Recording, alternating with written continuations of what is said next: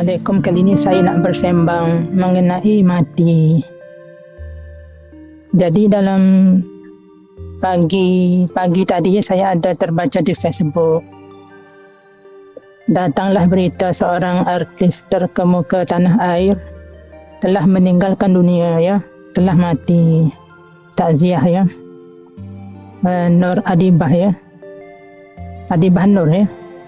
Artis tanah air yang semua orang kenal lah, ya. Jadi dia sudah pergi meninggalkan dunia ini. Dia pergi dulu, ya. Kita nanti akan menyusul kemudian, ya. Setiap orang ini dia akan mengalami kematian. Cuma sama ada umur dia panjang atau tidak, itu saja, ya. Saya mati, Anda mati. Dia tidak mengira tua, muda, remaja, kanak-kanak. Kalau dia nak mati, dia mati, ya. Dia tidak mengira umur. Jadi mati ini sebenarnya kita sekarang ini adalah dinamakan sebagai jasad, ya. Yang kita mengaku kita wujud ini adalah kita adalah ruh, ya, sebenarnya, ya. Ini semua adalah jasad kita, ya, yang mana akan hancur dimakan ulat di dalam tanah, ya, hancur. Tapi diri kita yang sebenar ini adalah ruh dalam, ya. Itulah kita yang sebenarnya, yang mana ruh ini dia tidak akan musnah, ya. Dia tidak akan musnah. Dia akan hanya berpindah alam saja, ya. Kita mati, kita meninggalkan jasad saja, ya. Ibarat bekas tupperware, ya. Di dalam bekas tupperware tersebut ada makanan, ya.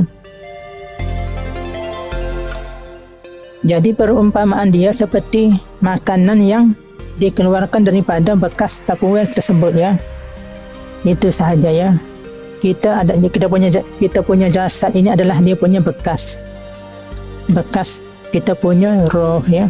Sebenar-benar wujud kita adalah roh, ya, yang tidak hancur, ya. Jadi apabila kita berpindah alam ini, dia dinamakan sebagai mati, ya. Dan mati ini dia mengikut ceramah-ceramah yang kita sering dengar daripada ustaz-ustaz, ya. Dia kematian ini dia bergantung kepada amalan seseorang. Mudah cerita, kalau kita ni orang yang jahat, kita mati akan dalam keadaan yang menyeksakan, ya, berbanding orang yang mati dalam keadaan baik. Dia bergantung kepada amalan, ya. Sama ada orang beriman dan orang yang tidak beriman, ya. Atau orang jahat ataupun orang baik, ya. Cuma itulah yang kita perlu di dunia ini. Kita perlu berusaha menjadi orang yang baik, ya. Orang yang mentaati perintah Allah, ya. Kerana tak semua orang ini dia sempurna, ya. Setiap manusia melakukan kesalahan.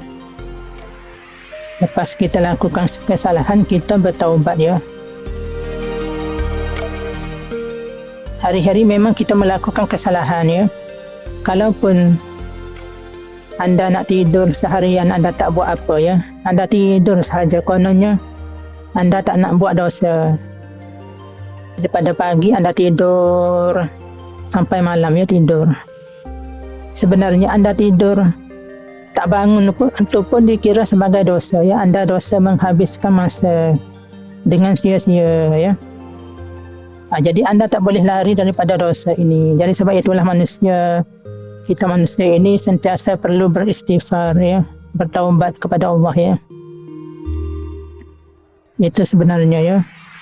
Kita manusia ini kita tidak pelik kalau kita melakukan kesalahan dosa, ya. Tapi pelik apabila kita tak mahu beristighfar, bertaubat apabila kita menyedari kita melakukan dosa seperti mengumpat, ya. Terutamanya di Facebook sekarang ini, dia masalah sebab dia maklumat sangat mudah disampaikan di melalui media sosial ini. Satu saat sahaja kita punya post tersebut yang mewakili kita punya percakapan ya, dia tersebar di seluruh dunia ya. Jadi itulah bahaya dunia zaman moden ini kalau kita tidak berjaga-jaga. Dan saya nak sebut juga bab tak apalah, saya tak nak sebut lah ya. Cuma saya nak sebut itu sajalah ya sembang saya hari ini ya. Mati, setiap mati pula. Setiap orang akan mengalami kematian. Dan bagaimana kematian akan kita hadapi adalah mengikut pilihan kita sendiri. Amal ibadat kita, amal perbuatan kita di dunia ini ya.